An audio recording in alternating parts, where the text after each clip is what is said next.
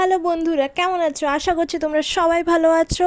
আর আমি আজকে তোমাদের জন্য নিয়ে এসেছি নতুন একটা ভিডিও। এই ভিডিওতে আমি তোমাদেরকে দেখাবো তারাপীঠ কী করে তোমরা যাবে, কীভাবে পুজো দেবে, আমি সমস্ত ডিটেলস তোমাদের সাথে শেয়ার করছি। খালি ভিডিওটাতে আমার সাথে থেকো। তো চলো স্টার্ট করে স্টার্ট থেকে। তো এখন আমাদের হচ্ছে স্টেশন যাওয়ার পালায়। তো স্টেশনে পৌঁছাতে হবে হাওড়া বা শিয়ালদা। এখান থেকে ট্রেন ধরে তোমাকে যেতে হবে রামপুরহাট। রামপুরহাটে নেমে তুমি এখানে অটো বা টোটো পেয়ে যাবে, সেখান থেকে তারাপীঠ যাওয়া যায়। তো ট্রেনের ডিটেলস আমি তোমাদের সঙ্গে শেয়ার করছি, একবার চেক করে নাও।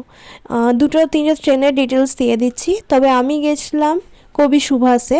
তোমাদেরকে ডিটেলস আর ওর ফেয়ার কী সেটা ইনফর্ম করে দিচ্ছি। এখানে আমরা স্টেশনে পৌঁছে গেছিলাম। স্টেশনে দেখতে পাচ্ছ প্রচণ্ড ভিড় আছে, অবভিয়াসলি সবসময় থাকেই, এটা নতুনত্ব কিছু নেই। তো আমরা গেছিলাম টোটাল 3টা ফ্যামিলি। দেখতেই পাচ্ছ ট্রেনের এত সুন্দর ভিউ দেখতে দেখতে আমরা না রামপুরহাট পৌঁছে গেছিলাম।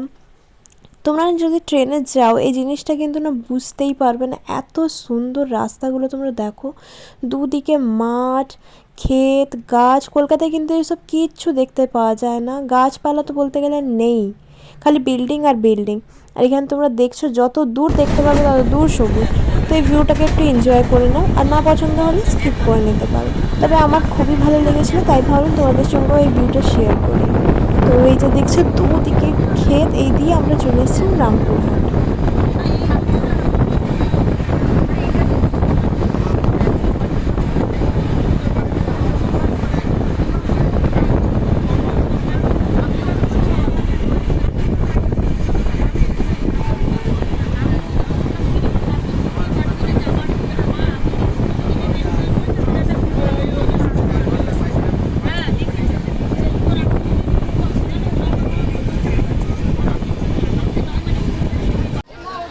তো দেখো এই ক্ষেত দেখতে দেখতে আমরা কিন্তু রামপুরহাট পৌঁছে গেছিলাম।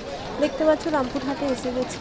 রামপুরহাট স্টেশনে এসে তোমরা ওইখান থেকে বেরিয়ে কিন্তু অনেক টোটো অটো পাবে। চলো আমি দেখিয়ে দিই।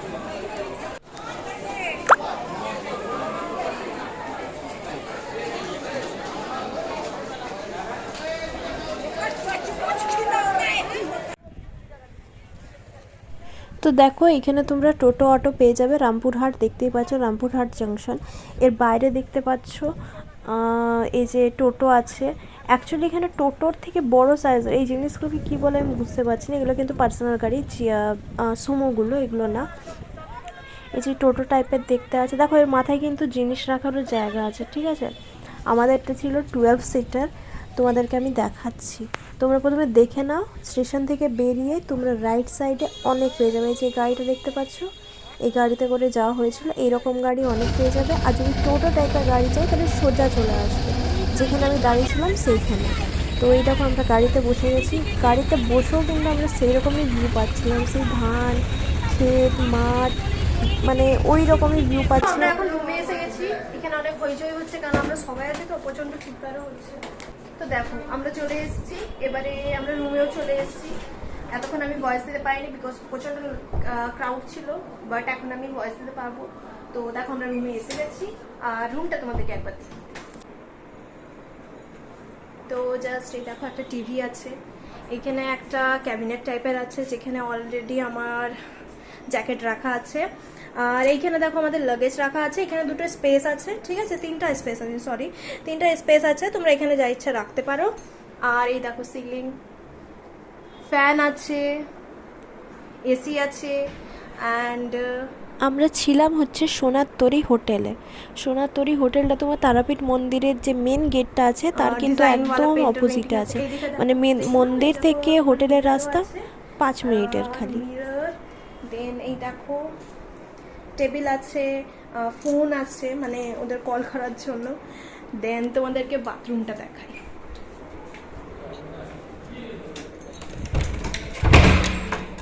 ও এক স্লাইডিং ডোর আছে।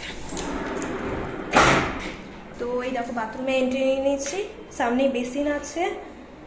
দেখতে পাচ্ছ এটা কিন্তু মার্বেল, ঠিক আছে, বোঝা যাচ্ছে না, মনে হচ্ছে এমনি সিমেন্টিংয়ের যে সান হয় ওইটা না, অ্যাকচুয়ালি এটা কিন্তু মার্বেল, ঠিক আছে, এরকম ডিজাইনের আছে। এই দেখো কমোড আছে, বেশ পরিষ্কার আছে, গিজার আছে।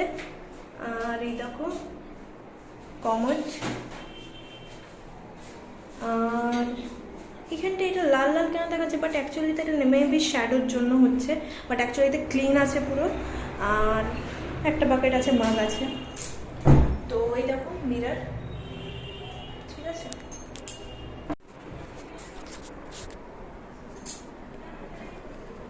তো তোমাদেরকে তো রুম টুর পুরো দিয়ে দিয়েছি। এবারে আমি একটু ফ্রেশ হয়নি, দেন তোমাদেরকে তারাপীঠটা দেখিয়ে দেবো। তারাপীঠে তো ফোন অ্যালাউ নেই, বাইরেটা যতটা সম্ভব হবে আমি দেখিয়ে দেবো, ডিটেলসও পুরো শেয়ার করে দেবো, ঠিক আছে। তো ফ্রেশ হয়নি একটু। তো মন্দিরে আমি চলে এসেছি। মন্দিরের এন্ট্রান্সে ঢুকতেই তোমার ওখানে শু র্যাক রাখা থাকবে, মানে জুতো রাখার জায়গা আছে, তোমরা এখানে নিজেদের জুতো রাখতে পারো। আর এই দেখো আমি লাইনে আছি, আর এখানে তোমার ফোন জমা হচ্ছে, ফোনটা ভেতরে জমা হবে লাইনে, ঠিক আছে। তারপরে কিন্তু আর আমি ভিডিও কিছু করতে পারিনি, কারণ ফোন জমা নিয়ে নিয়েছিল, এটা মন্দির থেকে বেরোবার পর, মানে পুজো হওয়ার পর। আর তোমাদের পুজোর জিনিস নিয়ে, পুজোর কোথায় কিনবো সেসব নিয়ে কোনো চিন্তা করার দরকার নেই। মন্দিরের দুপাশে তোমার অনেক দোকান আছে, তোমরা ওইখান থেকে কিনতে পারো। ওইখানে চাইলে তোমরা নিজেদের জুতোগুলো ওইখানে খুলে রাখতে পারো, তোমাদের যেটা ভালো লেগে থাকবে তোমরা সেটা করতে পারবো। তবে আমি বলবো মন্দিরে যখন ব্যবস্থা আছে মন্দিরেই খুলে রাখাটা বেস্ট, কারণ অতটা তোমরা খালি পায়ে হেঁটে যাবে, তার থেকে মন্দিরেই রাখাটা বেস্ট। আর এটা মন্দিরের বাইরের ভিউ দেখাচ্ছি পুজো হওয়ার পর, কারণ লাইনে আমরা বললাম যে এমনি ফোন নিয়ে নেওয়া হয়েছিল, তো এটা আমি বেরাবার পর ভিডিওটা করেছি। তাও আমি একটু ভয় ভয় করছিলাম, কারণ অনেকের সব মানা করছিল যে ফোনে ভিডিও করো না করে, তো তাও করেছি। এই যে মায়ের মন্দির, তোমাদেরকে এখান থেকে বোঝাতে পারবো না, অনেক লম্বা লাইন ছিল। আমিও কমসে কম 1-1.5 ঘন্টার মতন লাইনে দাঁড়িয়ে মাকে পুজো দিতে পেরেছি। তবে হ্যাঁ, পুজোটা ভালো করেই পেরেছি দিতে। তবে আজকের মতন ভিডিওটা এই পর্যন্তই। ভালো লেগে থাকলে লাইক করবে, শেয়ার করবে, সাবস্ক্রাইব করবে। আর যদি তোমরা কোনো ভিডিও আমার কাছ থেকে দেখতে চাও তো নিশ্চয়ই কমেন্ট করবে। টাটা।